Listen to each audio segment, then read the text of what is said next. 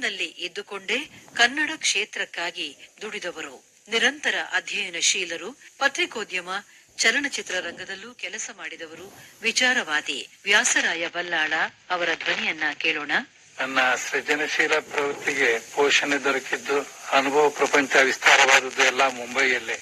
ಆದರೂ ನನ್ನ ಬಾಲ್ಯ ದಕ್ಷಿಣ ಕನ್ನಡದಲ್ಲಿ. ನಾನು ಹುಟ್ಟಿದ್ದು ಉಡುಪಿಯಲ್ಲಿ, ಸಂಪ್ರದಾಯಸ್ಥ ಕುಟುಂಬದಲ್ಲಿ. ಈ ಸಂಪ್ರದಾಯಸ್ಥ ಕುಟುಂಬದಲ್ಲಿ ನನ್ನ ತಿಳುವಳಿಕೆ ಬೆಳೆ ತೊಡಗಿದಂದಿನಿಂದ ಈ ಸಂಪ್ರದಾಯಗಳೆಲ್ಲ ಯಾಕೆ ಎನ್ನುವಂತ ಪ್ರಶ್ನೆ ನನ್ನ ಮನಸ್ಸಿನಲ್ಲಿ ತೋರಿದ್ದೇ ಪ್ರಾಯಶಃ ನನ್ನ ಸೃಜನಶೀಲ ಪ್ರವೃತ್ತಿಗೆ ಒಂದು ಮುಖ್ಯ ಕಾರಣ ಅಂತ ಹೇಳಿ ನಾನು ತಿಳಿದಿದ್ದೇನೆ. ಈ ಕಟ್ಟುಪಾಡುಗಳೆಲ್ಲ, ಅದರಲ್ಲೂ ನನಗೆ ತುಂಬಾ ನೋವು ಕೊಡುವಂತ ಒಂದು ಸನ್ನಿವೇಶ ನನ್ನ ಬಾಲ್ಯದಲ್ಲೇ ನಾನು ಕಂಡದ್ದು.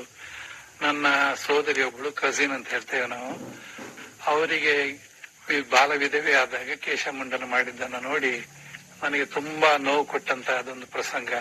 ಅದು ನನ್ನ ಇತ್ತೀಚಿನ ಒಂದು ಕಾದಂಬರಿಯಲ್ಲಿ ಕೂಡ ಅದಕ್ಕೆ ಪೋಷಣೆ ದೊರಕಿದೆ.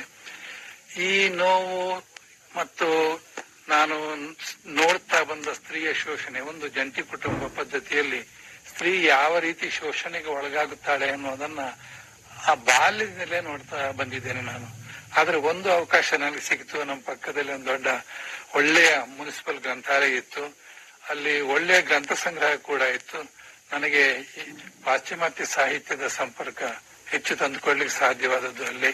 ಅಂದ್ರೆ ಸ್ಕಾಟ್ನಿಂದ ಹಿಡಿದು ಜಾಯ್ಸ್ನ ತನಕ ನಾನು ಓದ್ಲಿಕ್ಕೆ ಅವಕಾಶ ದೊರಕಿದ್ದು ಆ ಸಂದರ್ಭದಲ್ಲಿ. ಶಿಕ್ಷಣದ ಅವಕಾಶ ಮೆಟ್ರಿಕ್ನ ಮುಂದೆ ಸಿಗಲಿಲ್ಲ. ಅದ್ ಕಾರಣ, ಒಂದು, ನನ್ನ ತಂದೆಯವರು ಸಂಸ್ಕೃತ ವಿದ್ವಾಂಸರು, ಕನ್ನಡ ವಿದ್ವಾನ್ ಪರೀಕ್ಷೆ ಮಾಡಿಕೊಂಡು ಒಂದು ಕಾನ್ವೆಂಟ್ ಶಾಲೆಯಲ್ಲಿ ಕನ್ನಡ ಕಲಿಸ್ತಾ ಇದ್ರು. ಆದ್ರೆ ಅವರಿಗೆ ಒಂದು 2-3 ವರ್ಷ ಆದ್ಮೇಲೆ ಇಂಗ್ಲಿಷ್ನಿಂದ ಅನುವಾದಗಳನ್ನ ನಿಭಾಯಿಸ್ಲಿಕ್ಕೆ ಆಗೋದಿಲ್ಲ ಅಂತ ಹೇಳಿ ಅವ್ರು ಕೆಲಸ ಕಳೆದುಕೊಂಡ್ರು. ಅದೇ ಸಂದರ್ಭದಲ್ಲಿ ಮನೆಯಲ್ಲಿ ನನ್ನ ತಮ್ಮನಿಗೆ ಅನಾರೋಗ್ಯ ಕಾಡಿ ಒಂದು 4 ವರ್ಷ ಕಾಲ ಬಹಳ ಕಷ್ಟಪಟ್ರು. ಈ ಸನ್ನಿವೇಶದಲ್ಲೇ ನಾನು ಮೆಟ್ರಿಕ್ ಮುಗಿಸಿದ್ದು. ಅದ ಕಾರಣ ಕಾಲೇಜಿಗೆ ಹೋಗ್ಲಿಕ್ಕೆ ಆಗಲ್ಲ. ಏನಾದ್ರೂ ಕೆಲಸ ಹುಡುಕ್ಬೇಕಂತ ಹೇಳಿದಾಗ ಅದು 2ನೇ ಮಹಾಯುದ್ಧದ ಪೂರ್ವದ ಡಿಪ್ರೆಷನ್ ನ ದಿವಸಗಳು. ಕೆಲಸ ಸಿಗೋದು ಕೂಡ ಕಷ್ಟ ಇತ್ತು. ಒಂದು 20 ರೂಪಾಯಿ ಕೆಲಸದ ಸಿಗ್ಬೇಕಂತ ಹೇಳಿ 2 ವರ್ಷ ಕಾಲ ಧರ್ಮಕ್ಕೆ ಯಾವ ಪ್ರತಿಫಲವೂ ಇಲ್ಲದೆ ದುಡಿದಿದ್ದೆ ನಾನು. ದುಡಿತಾ ಇದ್ದಾಗ ನಾನು ಓದಿದ ಪುಸ್ತಕಗಳಲ್ಲಿ ನನಗೆ 2 ಮಹತ್ವದ ಕೃತಿಗಳು ನನಗೆ ಪ್ರೋತ್ಸಾಹ ಕೊಟ್ಟದ್ದು ಅಂತ ಹೇಳಿದ್ರೆ, ಒಂದು ಜವಾಹರ್ಲಾಲ್ ನೆಹರು ಅವರ ಆತ್ಮಕಥೆ ಮತ್ತು ಗಾಂಧೀಜಿಯವರ ಎಕ್ಸ್ಪೆರಿಮೆಂಟ್ ವಿತ್ ಟ್ರುತ್. ಈ ಗ್ರಂಥಗಳು ನನ್ನ ಮೇಲೆ ಬಹಳ ಪ್ರಭಾವ ಬೀರಿದೆ ಅಂತ ಹೇಳಿ ನಾನು ಸಂತೋಷದಿಂದ ಒಪ್ಕೊಳ್ತೇನೆ.